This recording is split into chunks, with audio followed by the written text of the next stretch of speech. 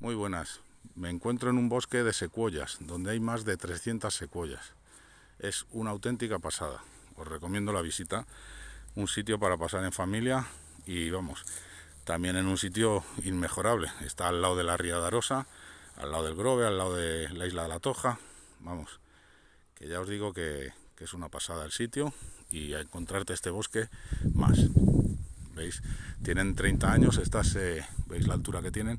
Son secuoyas jovencitas, 30 años tienen, se plantaron en 1992 en conmemoración con el quinto centenario del descubrimiento de América. Una pasada.